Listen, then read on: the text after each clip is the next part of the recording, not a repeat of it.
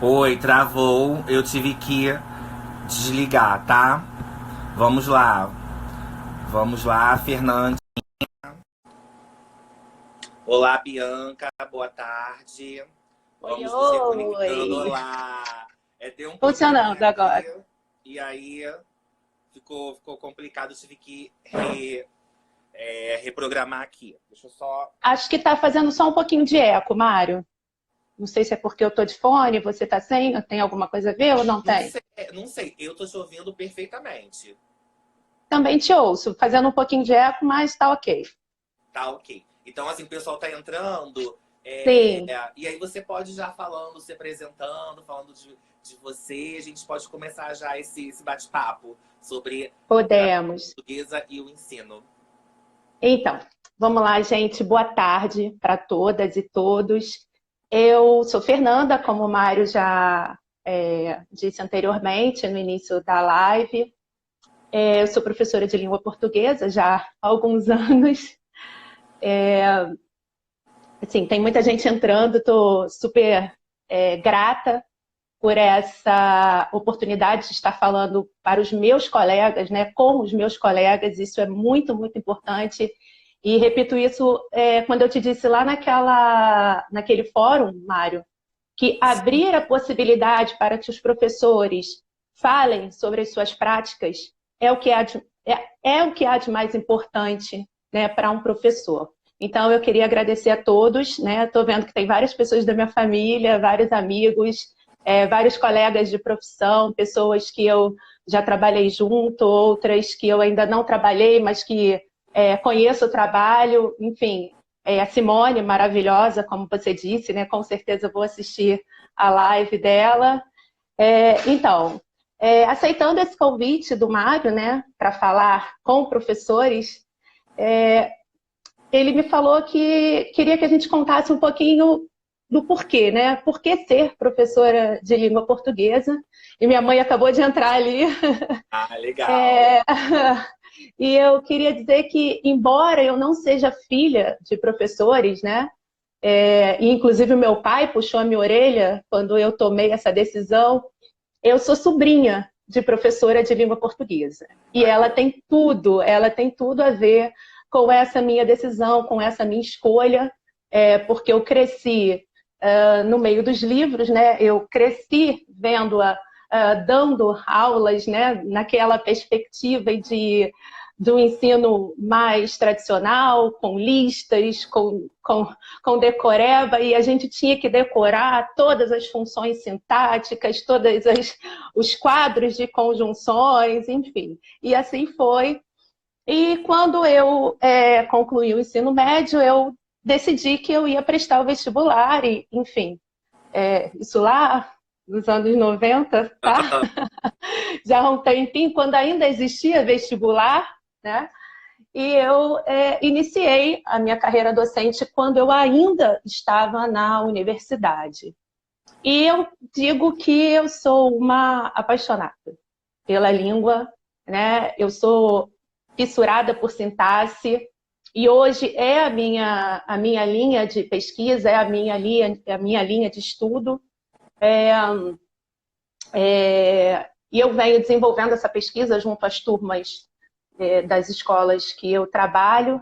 Eu nem falei sobre isso, né? Eu sou da Escola Municipal Jacques Raimundo, fica no bairro de Realengo, e agora também sou do CIEP Maestrina Chiquinha Gonzaga. Eu estou retornando ao PEJA depois de 15 anos fora da educação de jovens e adultos. 2020, aí, com as suas 1000 surpresas, também me trouxe essa, né? com Colocou de certeza. volta o PEJA na minha vida e a minha pesquisa em sintaxe, como eu estava dizendo, ela se encerrou, ela virou uma dissertação de mestrado, tá? A ser defendida, também afetada pela pandemia, porque a minha defesa não aconteceu, ela estava marcada para o dia 30 de abril, e ela não aconteceu ainda. Ela é, na verdade, uma possibilidade de intervenção pedagógica. Tá? Não é só uma pesquisa acadêmica, é uma pesquisa para e com professores, é uma pesquisa para e com alunos, e isso me motiva cada vez mais a buscar formas de lidar com a língua em sala de aula, de forma que o aluno se aproprie desse saber tão importante, porque a gente vive num mundo contemporâneo com uma exigência cada vez maior de cultura letrada, e a escola é, sim, o veículo para que o aluno acesse essas variantes de prestígio. A gente não pode se retirar da responsabilidade de fazê-los acessar esse conhecimento, sim, e esse conhecimento se dá através da língua. Então, essa pesquisa, ela é uma intervenção pedagógica, né? Alternativa entre o que a gente tem de materiais disponíveis, os materiais oficiais, né? Hoje, na prefeitura, a gente tem tanto o livro didático, né, e fornecido pelo Programa Nacional, de cunho mais tradicional, e a gente tem os cadernos pedagógicos, que agora não são mais cadernos pedagógicos, sim material didático carioca. Então, essa intervenção, essa sequência didática é um caminho entre as duas coisas, né, no sentido de fazer com que os alunos se apropriem de itens da língua que incrementem as suas formas de escrita. No meu caso, eu trabalho com os textos argumentativos, né? Até porque se a gente parar para pensar, a argumentação está em tudo, né? Nós somos seres argumentativos. A fala, ela é argumentativa, né? Então, e é assim, interessante, Mário, porque essa pesquisa nasceu de uma inquietação, né? Nasceu de uma inquietação a partir das provas bimestrais de produção textual, em que eu percebia que o nono ano chegava ao nono ano e aí, do nada, a gente falava assim para eles: tudo bem, gente, vocês estudaram narrativas a vida inteira e agora vocês vão dissertar. E eu percebi que as coisas não funcionavam, né? Um ano letivo é muito curto para tantas coisas, ainda mais para um modo de organização textual tão complexo como a dissertação, né?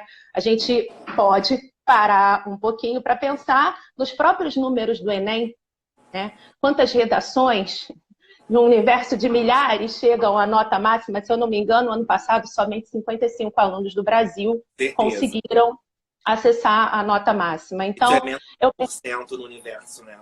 Exatamente. Então, eu comecei a perceber que não tem como você dizer para o nono ano, de uma hora para outra, que eles têm que organizar um texto dissertativo. E aí eu comecei a perceber, a partir do estudo da sintaxe, dos operadores argumentativos, que a gente poderia fazer esse trabalho não só no nono, mas nos outros anos de escolaridade também.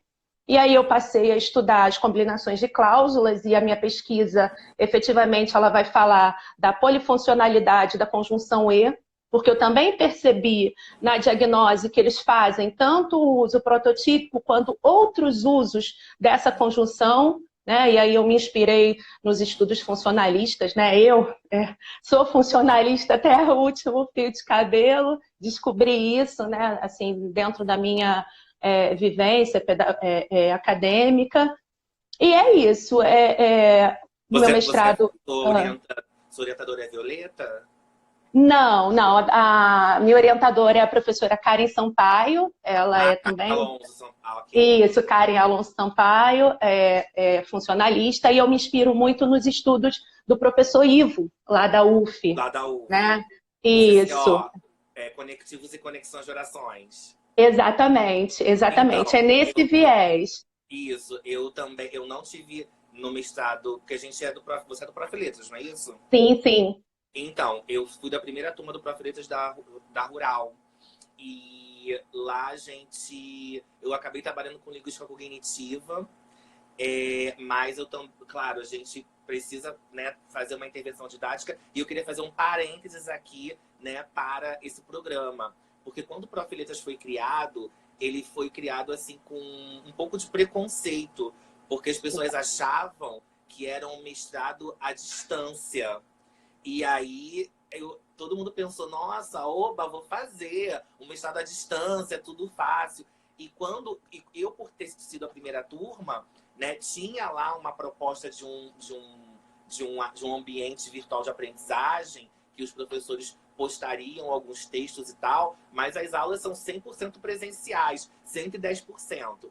E aí o nome também presencial causou muito estranhamento no mundo acadêmico. Desculpa, profissional, a palavra profissional, né? Mestrado profissional.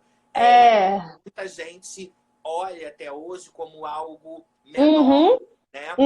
E aí a gente vê que a própria CAPES, né? A própria CAPES, o CNPq, reconhecem o mestrado, assim como o mestrado profissional, da mesma forma. Então, as pessoas que terminam o mestrado profissional, elas são habilitadas a dar aula no ensino superior, né? Eu dou aula no ensino superior por conta dessa formação, podem fazer doutorado. Então, assim, tem todas as prerrogativas de um mestrado acadêmico. Qual é a grande diferença do profissional, você sabe disso, para o acadêmico? É justamente o foco no aluno, o foco no ensino. Porque quando eu faço mestrado acadêmico, eu posso, nada contra, mas nunca foi meu objetivo de estudo, eu posso estudar o ponto final nas obras de Machado de Assis, por exemplo. Então, é uma pesquisa para mim, é uma pesquisa, né, para ciência literária, mas não necessariamente vai ter uma repercussão pedagógica, didática, para modificar a realidade dentro da sala de aula.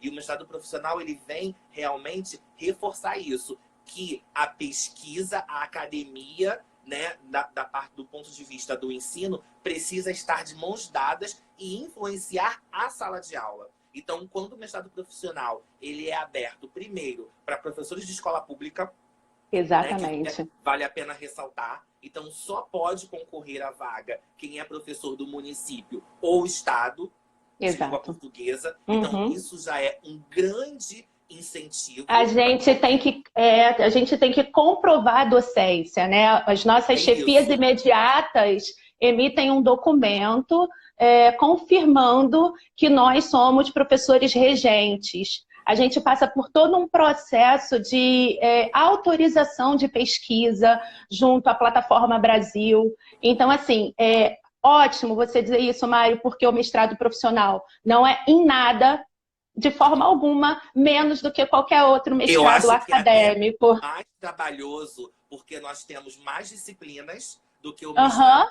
acadêmico, e temos uma dissertação que dentro dela precisa ter uma intervenção pedagógica. Então, não adianta só você trazer teoria. Você precisa estar na escola, aplicar com seus alunos, tabular dados e apresentar o material pronto. Exato. Então, assim, a aplicabilidade, né? Então, você imagina, para mim, que já declarei aqui que sou funcionalista de corpo e alma, entendeu?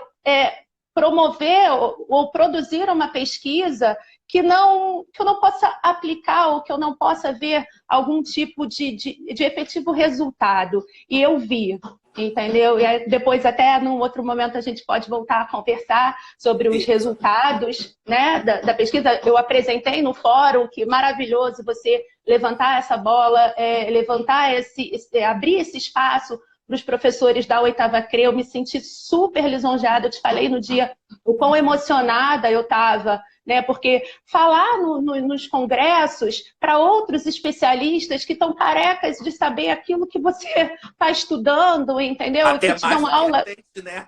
Mais do que a gente, né? Eu tive num congresso em Guarulhos no final do ano passado, eu estava ali falando para especialistas, inclusive estava o professor Marcos Maia, foi meu professor na graduação, e ontem era quem estava ciceroneando o Noam Chomsky na live, entendeu? Então, assim, ele estava lá, e o que eu tinha para dizer para ele? Eu tinha para mostrar o que a minha pesquisa alcançou com as minhas turmas reais, com 2 turmas de 7º ano de uma escola, de um bairro pobre da zona oeste da cidade do Rio de Janeiro, entendeu? E que eu pude efetivamente comprovar. Óbvio que eu não tive nenhuma intenção de fazer uma pesquisa comparativa, porque eu acho que, enfim, né, não era o caminho, ela é muito mais qualitativa, então eu pude efetivamente ver como os alunos cresceram a partir dessas possibilidades de intervenção, né, desse trabalho em que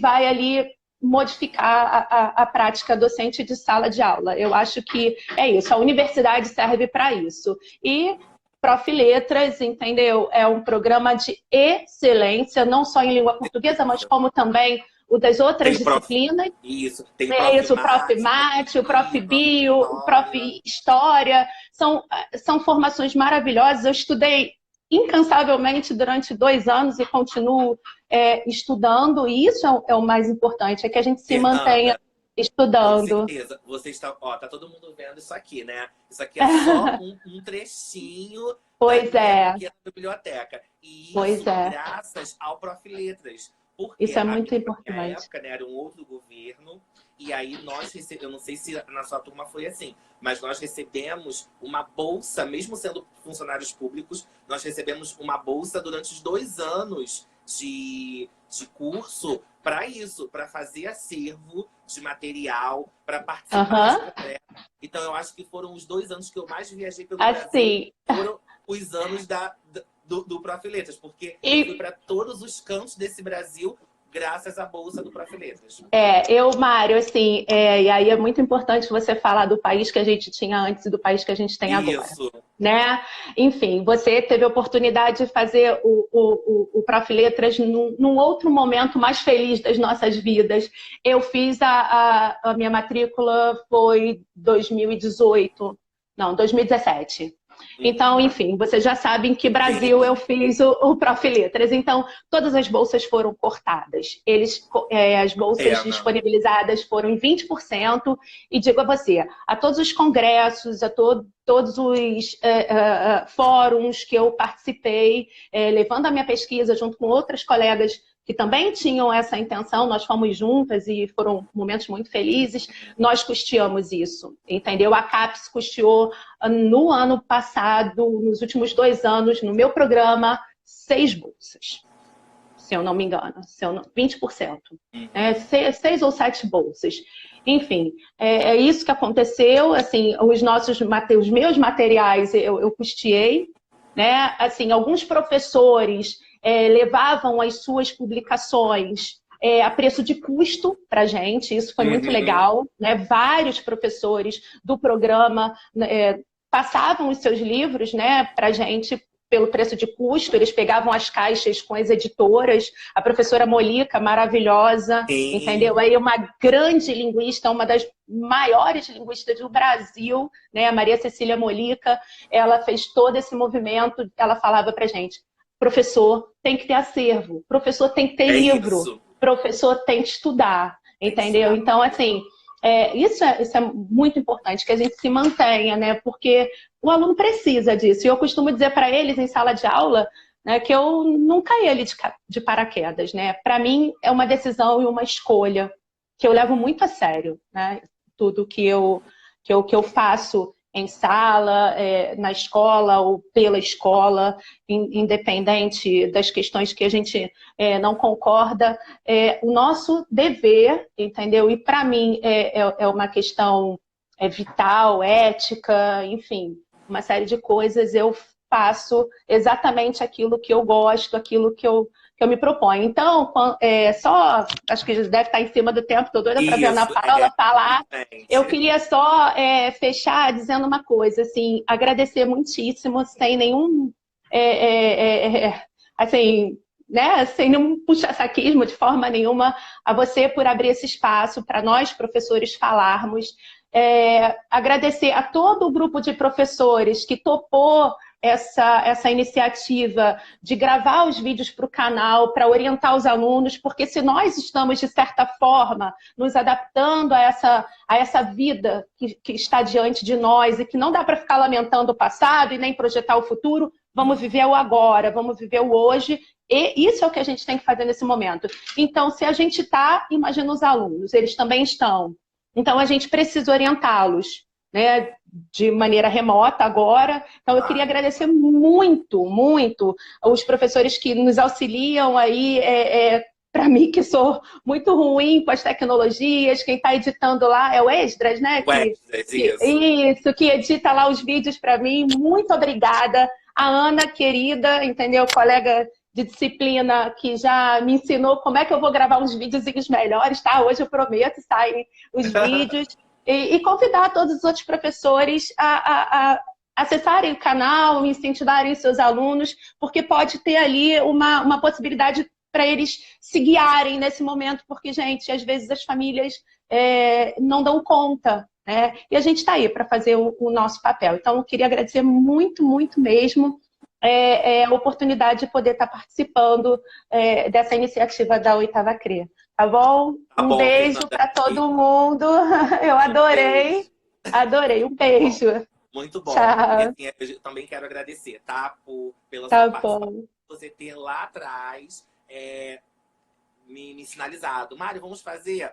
Vamos fazer. Daí, de um final de semana, a gente conseguiu organizar tudo. Então, como essa conexão, né?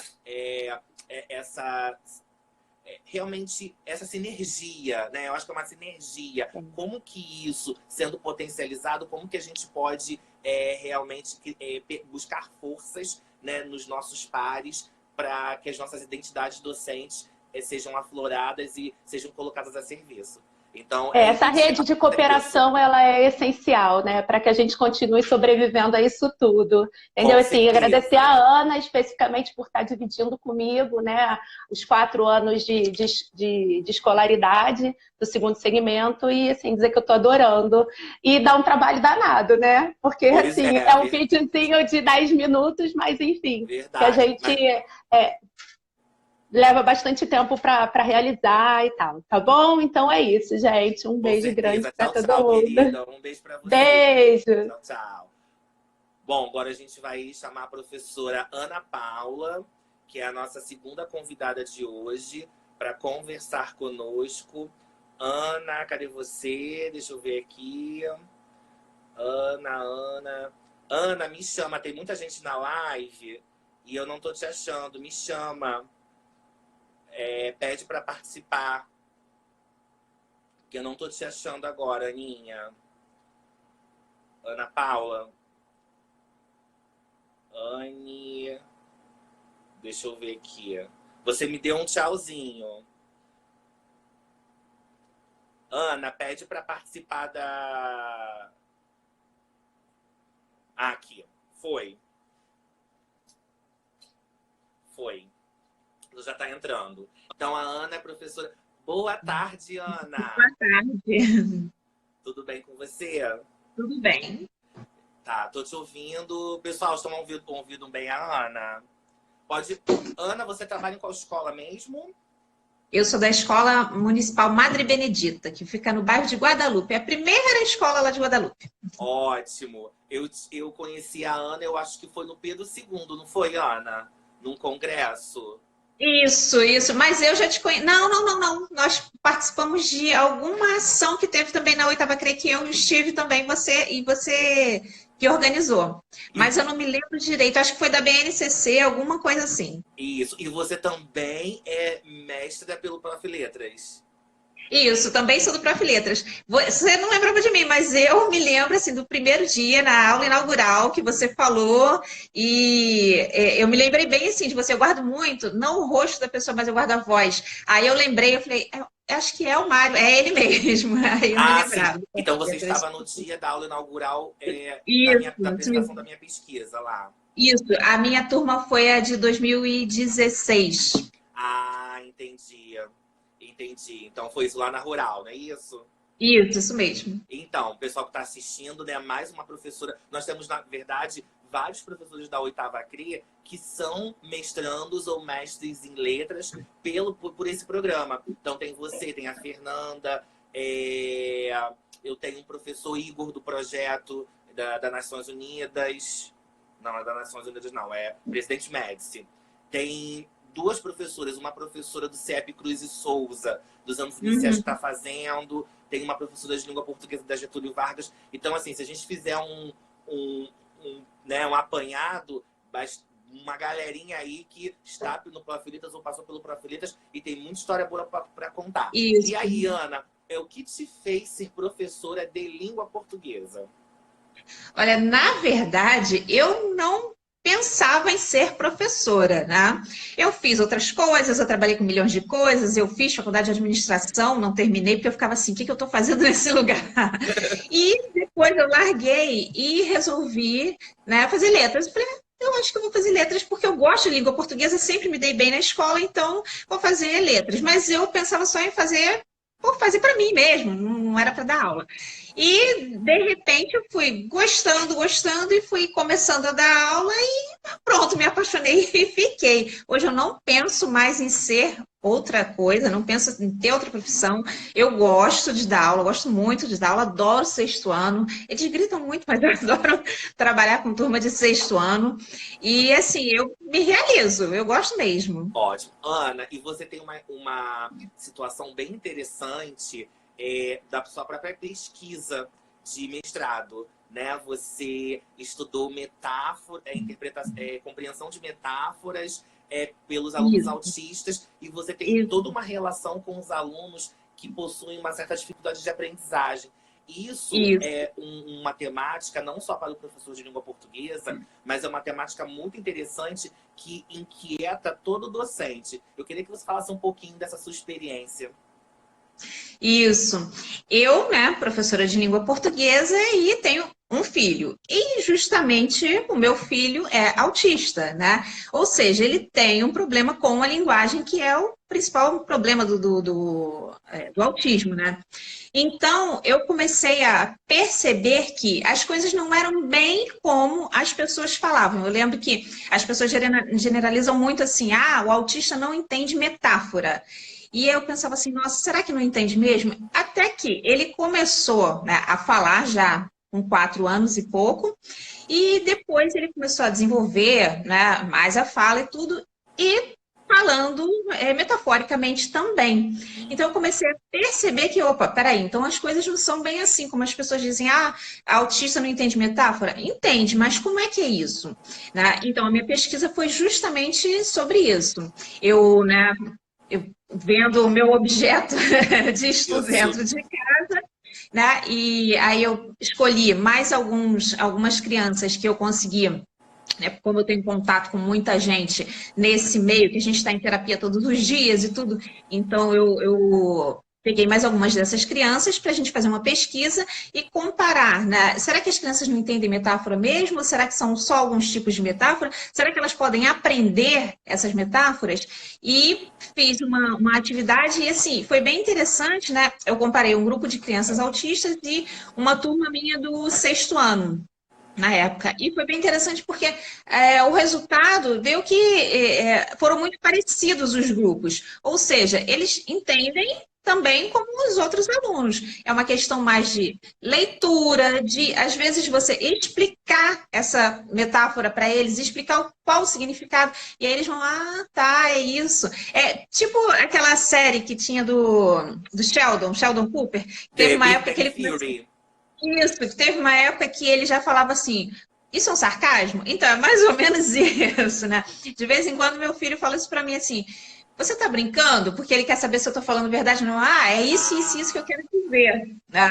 Então, assim, e a partir dele, né, eu também fui trabalhando de uma forma assim, com outros alunos, enxergando outros alunos com dificuldade de aprendizagem, e fui percebendo que, primeiro, não existe uma receita de bolo, né?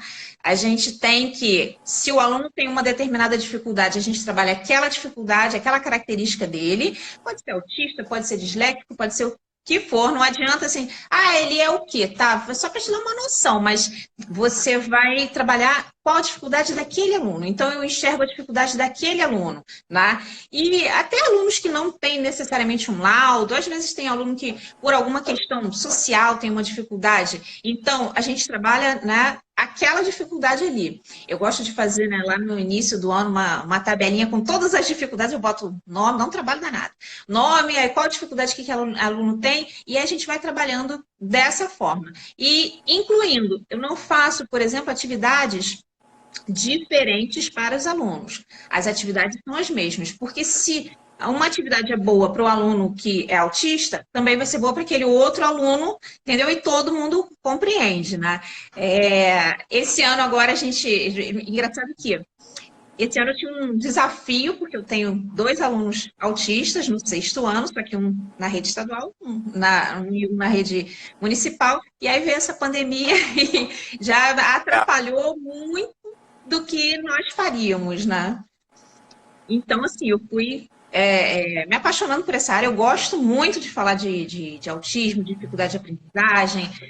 Eu faço, às vezes, algumas apresentações em escolas, em espaços que as pessoas tenham, igreja, qualquer que seja, né, para poder falar do autismo, como a gente compreender isso, né, o que a gente pode fazer para melhorar a vida da criança autista e dos que estão ao redor também. Então, eu gosto muito, né? A gente sabe que, pelo menos na minha época da graduação, a gente não via muito projeto de inclusão, né? Não tinha isso. Eu, pelo menos, não estudei nada disso na minha graduação. Então, os professores, às vezes, se sentem perdidos, falam, o que eu vou fazer da minha vida? Como é que eu vou dar aula para esse aluno? E eu vou buscando, ó, você pode fazer assim e tal. Procura um colega, você está com dificuldade nisso, e vamos tentando. Isso. E como que foi a receptividade da academia, você sendo uma pesquisadora em língua portuguesa no mestrado, profissional em letras, como que foi a repercussão que você teve, ou que a temática da sua pesquisa teve dentro do programa do Prof. Letras? Você conseguiu de forma fácil a orientação? Porque geralmente a gente não vê na área de língua portuguesa esse tema associado. A gente vê num programa de educação. Então vou fazer um mestrado em educação, e aí eu tenho uma linha de pesquisa que é educação especial. E aí eu estudo autismo, mas assim, na educação como um todo. Mas você pegou uma perspectiva, né, da língua, que é a metáfora, né, um conteúdo, um objeto de aprendizagem, enfim, que é para além do ensino, né? Tá no discurso, faz parte do nosso discurso, da nossa comunicação. Como que foi isso? Olha, eu até que consegui, assim, fui bem recebida, né? Mas foi muito difícil, realmente, até encontrar quem orientasse, porque dentro da nossa área de letras, praticamente você não vê nada sobre isso. Eu encontrei mais 2 trabalhos, por exemplo, sobre alguma coisa dentro de letras, mas raríssimas são as pesquisas relacionadas ao autismo dentro da área. Muito, muito difícil mesmo, que é até estranho, porque se a gente trabalha a linguagem, né, e o autista tem dificuldade com a linguagem, porque as pessoas não pesquisam, né? Mas eu fui muito bem recebida, né? Tive dificuldade com a bibliografia, porque realmente não tinha quase nada, né? Mas até que consegui fazer um trabalho que eu considero bom, né? Entendi. Muito bacana. E aí você defendeu, e aí tem alguma perspectiva de alguma publicação em alguma revista sobre esse trabalho para que as pessoas possam ter acesso? Olha, por enquanto não. Eu não publiquei em lugar nenhum, acabou ficando assim, sabe quando as coisas vão passando e aí eu acabei não publicando. Eu participei de alguns congressos, algumas coisas assim, né? De vez em quando aparece alguma coisa interessante e aí eu vou. É porque a ideia é justamente divulgar, né? Porque para mim ter um mestrado não é simplesmente assim, é ter o título de mestre, isso não adianta, né? É fazer algum trabalho que auxilie os colegas, né, que tem essa dificuldade. Pô, eu tenho um aluno que é autista, como é que eu posso fazer para ajudar? Publiquei ainda não, né? Eu vou ver se eu dou andamento à pesquisa e ampliar isso e tentar publicar em algum lugar. Isso, muito, muito bacana.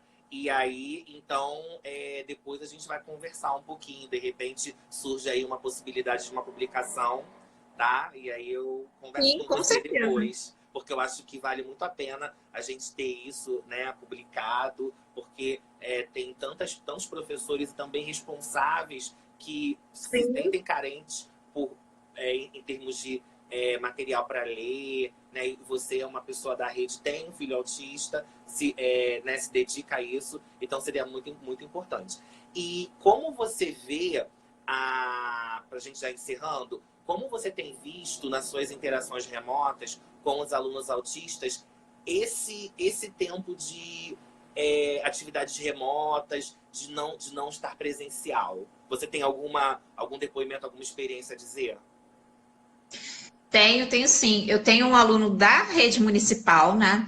Que a mãe dele de vez em quando me manda as atividades pelo WhatsApp mesmo, né? E ele faz tudo, né? Ele assiste aos vídeos, tudo que tem para fazer, ele faz e muito bem, tá? Ele faz tudo muito bem, é super dedicado, ele é ótimo, né? Um menino assim, muito, muito bom, acho que é um dos melhores alunos que eu tenho, tá? E ele tem ficado muito bem com as atividades, sim, eu acho bem interessante, assim. Isso é inclusão, né? O aluno realmente participar, né? Isso é uma coisa que eu luto muito, a inclusão, o aluno poder fazer tudo que os outros, né, fazem e ele está dentro disso. Ele tem uma mãe muito presente também, né? E que é muito importante. Eu não consigo ver uma inclusão se a gente não tem essa interação com a família, e nesse caso nós temos. Então dá muito certo, tem dado muito certo. Muito bacana. Eu tô vendo aqui os comentários, né? Muitas pessoas falando, eu quero ler sua pesquisa e tudo mais. Então, no ano passado, a gente fez o nosso fórum, né? Nosso primeiro fórum, projetos, pesquisas e ensino da Oitava CREA. A própria Fernanda participou, o professor Igor, que né, você conhece, acho que o Igor estudou com você, não foi? Sim. Então, Sim. o Igor sempre fala da sua pesquisa, ele participou apresentando. E desse fórum eu fiz um convite e a gente está amadurecendo a proposta de um livro a partir do fórum. Então depois eu vou conversar com você, caso você aceite, né, de você compor um capítulo desse livro com essa sua pesquisa, claro, de forma compacta, mas eu acho que seria muito interessante, porque são trabalhos da Oitava CREA, de professores das diferentes disciplinas, e eu acho que o seu coroaria essa gama de capítulos aí para contribuir conosco, tá bom? Tá bom. Agradeço muito. Agradeço muito o seu convite. Gostei muito, assim como a Fernanda, né? Eu também fiquei muito honrada, muito lisonjeada. E eu gosto muito, né, dessa área, então adorei. Eu estou gostando muito de fazer esses vídeos, né? Dá um trabalho danado, mas a gente faz. E eu gosto muito, gosto quando os alunos comentam e vamos trabalhando assim. Isso, e quando a Fernanda lançou o desafio, né, lançou a ideia, eu fiquei pensando, bom, quem é que eu vou convidar para fazer uma dupla com ela? Porque realmente gravar os 4 anos fica muito pesado. E aí calhou de eu, pelo Facebook, você compartilhou no seu canal próprio, né, que você estava fazendo por iniciativa própria os vídeos de língua portuguesa para a sua turma de 6º ano. Aí eu pensei, bom, então já que ela está fazendo o vídeo para a turma dela, então vou fazer o convite. E aí, daí, para você ver também quantas redes sociais, né? A gente usa redes sociais para se divertir, para relaxar, mas também quanto as redes sociais são potentes para esse networking. Ontem mesmo, eu estava dando aula de uma disciplina lá na FEUC, Estudos da Linguagem. E aí, eu trouxe um convidado, que é um professor do INES, porque nós estávamos falando sobre a aquisição da linguagem pelo aluno surdo e os direitos dos alunos surdos. Eu não tenho domínio nessa área porque eu não estudo surdez. E aí eu trouxe esse palestrante, essa pessoa que é um professor do INES e tal, mas eu não o conheço presencialmente. Eu conheço de Facebook. Por quê? Acompanho os trabalhos dele, acompanho todo o que ele posta em termos acadêmicos. Então, o quanto, né, as redes sociais, não só agora na pandemia, porque nós estamos isolados, mas como desde antes, e eu acho que daqui para frente, o quanto as redes sociais, né, sendo bem usadas, vão promover encontros, trocas e parcerias. Exatamente. Eu uso muito as redes sociais para a gente conhecer, né, pessoas que estão fazendo trabalhos assim, legais, para saber de eventos interessantes que estão acontecendo, congressos, tudo isso. Isso é muito bom. Isso mesmo. Então, Ana, muito obrigado, tá bom? Eu que agradeço, para você. tá? Até a próxima. Tchau, boa tarde. Tchau. Então, gente, nós vamos chegando ao nosso ao final da nossa live, eu quero dar um recado para vocês, agradecer por vocês estarem conosco até agora, apesar dos probleminhas técnicos. Eu acho que a live foi muito bacana, né? Foi muito profícua para a gente discutir um pouquinho, né, a visão do ensino de língua portuguesa acadêmico para, né, a nossa realidade. Então, eu acho que essa junção, esse casamento entre academia e escola é algo que a gente precisa percorrer e sempre, sempre, sempre lutar para que isso aconteça. Então, eu, como pesquisador, como linguista, como professor de língua portuguesa, professor da rede, né, enquanto eu puder, vou tentar fazer ao máximo essas parcerias, construir esses entrelaçamentos para que possamos, né, pensar sempre no nosso aluno em termos de práticas de ensino. Então, eu queria deixar um recadinho que na próxima quinta-feira, provavelmente, né, Neilda, vai ser por aqui mesmo, pelo Instagram. Se o Facebook a gente não conseguiu o Facebook, vai ser pelo Instagram. Vamos ter uma live com a Multirio sobre games na educação, tá? Então, você que se interessa, se tem um professor na escola que se interessa por essa temática, ou qualquer professor, ou qualquer pessoa que se interesse em games, gamificação, nós vamos ter um bate-papo com o professor Rafael Costa, da Gerência de Formação Inicial da Paulo Freire, e um profissional, que é um professor também, que elabora games para a Multirio. Então, eles vão conversar com a gente sobre o que a Multirio já tem de recursos de games, o que está sendo planejado, e o Rafael, como ele pensa a gamificação. Ele tem proposto cursos online sobre gamificação. Então, todos os interessados nessa temática estejam conectados aqui na próxima quinta-feira, dia 7 de maio, às 15 horas. Ok? Então, muito obrigado pela participação de todos e até a próxima. Um abraço. Tchau, tchau.